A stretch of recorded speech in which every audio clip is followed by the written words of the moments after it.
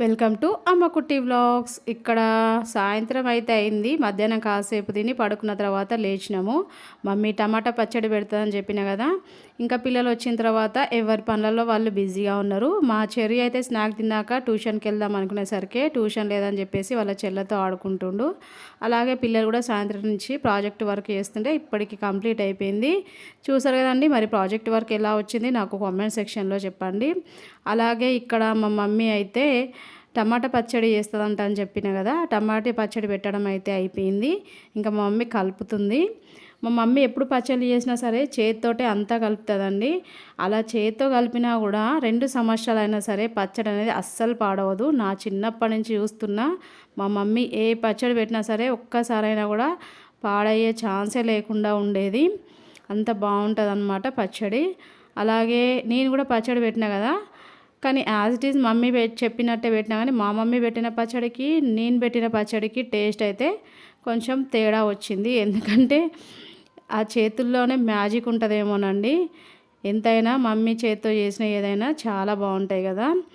ఇంకా పచ్చడి వేసి కలిపిన తర్వాత పోపు వేయమంటే వేసిన. ఇంకా తనకైతే కలిపి చెయ్యి నొప్పి పెడుతుందంట. ఇంకా నేను కాసేపు కలుపుతలే అని చెప్పి తీసుకొని కలుపుతున్నా. మామూలుగా అయితే పచ్చడి పెట్టేటప్పుడు ఎవరిని దగ్గరికి రానివ్వదు, అసలు పచ్చడి చేయటంలో హెల్ప్ చేయనివ్వదండి. ఎందుకంటే అందరు కలిసి కలుపుతూ ఉంటే పచ్చడి అంటే ఎక్కువ రోజులు ఉండదంట అని చెప్పేసి అంటది మా మమ్మీ. అందుకే తనే కలుపుతా అని చెప్పేసి కలిపిన తర్వాత లాస్ట్కి చెయ్యి నొప్పి పెట్టిందో ఏమో. ఇంకా నేను కాసేపు కలుపుతా తీమమ్మ అని చెప్పి తీసుకొని కలిపిన తర్వాత మొత్తం పచ్చడిని జాడీలో వేసేసింది. ఇంకా జాడీలో వేసిన తర్వాత ప్రతిసారి మా మమ్మీ పచ్చడి పెట్టినాక ఇంకా పచ్చడి కలిపిన గిన్నె ఉంటుంది కదా, దాంట్లో అన్నం వేసేసి కలిపేసి తలా ఒక ముద్ద పెట్టేస్తుంది. ఇదైతే నా చిన్నప్పటి నుంచి మా మమ్మీ ఇలానే చేస్తుంది. ఇంకా మేము ఇంకా చిన్నపిల్లలుగా ఉన్నప్పుడు మా అమ్మమ్మ తర్వాత ఇప్పుడు మా మమ్మీ అనమాట. ఇంకా అన్నం కలపంగానే ఇంకా అందరు వచ్చేసారు, నాకు కొంచెం పెట్టు అని. ఇంక ఇక్కడ అందరు తింటూ ఉంటే మాకు ఖుషి వచ్చి చూస్తుంది. అసలు తనకి ఏం అర్థమవుతుంది, వీళ్ళందరూ ఎందుకు ఇలా వచ్చి ఏం చేస్తారు అబ్బా అని చెప్పేసి అట్లనే నించొని చూస్తుంది. సర్లే నువ్వు కొంచెం తింటావా అని చెప్పేసి మా అక్క పెడితే నాకు వద్దని చెప్పేసి ఇంకా వాళ్ళ మమ్మీ దగ్గరికి పోతుంది. చూడండి ఎట్లా పోస్తుందో అందరినీ. ఇంకా తనైతే వెళ్ళిన తర్వాత ఇంకా మా స్మైల్ అమ్మ చాలా బాగుంది మమ్మీ నువ్వు తినవా అని చెప్తుంది. ఇక్కడ మా మిన్నమ్మనైతే డైరెక్ట్ టబ్బు తీసేసుకొని అన్నం మొత్తం నేనే తినేస్తే ఇంకెవ్వరు నన్ను అడగొద్దు, చాలా బాగుందని చెప్పేసి తింటుంది. ఇంకా మా మమ్మీ అంటుంది కొంచెం నువ్వు టేస్ట్ చూడవా, టేస్ట్ చూసి చెప్పు నాకు సాల్ట్ సరిపోయిందా లేదా అని చెప్పి. సర్లే మమ్మీ నేను చూసి చెప్తాను అని చెప్పేసి అన్న. ఇక్కడ వీళ్ళు చూడండి అన్నం కోసము ఇంకా మా స్మైల్ అమ్మ, మిల్క్ అమ్మ, మిన్నమ్మ ఇంకా నాకని చెప్పి అడుగుతుంటే వాళ్ళకు పెడతా తను తింటుంది. ఇక్కడ చూడండి మా ఖుషి ఏం చేస్తుందో. ఇక్కడ అందరు అన్నం తింటురు అని చెప్పి తనకు అసలు ఏం అర్థమైందో ఏమో తెలియదు కానీ లోపలికి వెళ్ళి వాటర్ బాటిల్ తీసుకొచ్చి ఇస్తుంది వాళ్ళకి. అసలు తను ఇంట్లోకి వెళ్తుంటే అసలు ఎందుకు వెళ్తుందా నాకు అర్థం కాలేదు కానీ లోపలికి వెళ్ళి వాటర్ బాటిల్ తీసుకొచ్చి ఇస్తుంది. మీరు అందరు అన్నం తింటారు కదా తాగండి అని చెప్పేసి తన ఉద్దేశం అనుకుంటే అది నాకు అర్థం కాలేదు అసలు.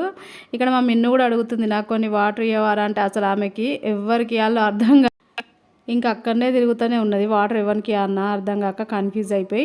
చూడండి ఇక్కడ ఫైనల్గా అన్నం అయితే ఎంత మిగిలిందో. మా మిన్న అంటుంది మమ్మీ కొంచెమే అన్నం ఉంది, ఇంకా నన్ను అడగకు, నువ్వు టేస్ట్ చూసి చెప్పవా, టబ్బు మొత్తం ఖాళీ అయిపోయిందని చెప్పి చూపిస్తుంది. సర్లే అని చెప్పేసి నేను కొంచెం తిన్నా. టేస్ట్ అయితే అన్నీ బాగానే ఉన్నాయి మమ్మీ అని చెప్పిన. ఇక్కడ మా ఖుషి అయితే కింద కూర్చొని ఆడుకుంటుంది. తను ఆడుకుంటుంది కానీ నేను ఎదురుగా కూర్చొని తనతో మాట్లాడుతుంటే అస్సలు చూడట్లేదు. చూడండి నేను అడిగిన వాటికి తనకి ఏం అర్థం కాక నన్ను అట్లనే చూస్తుంది.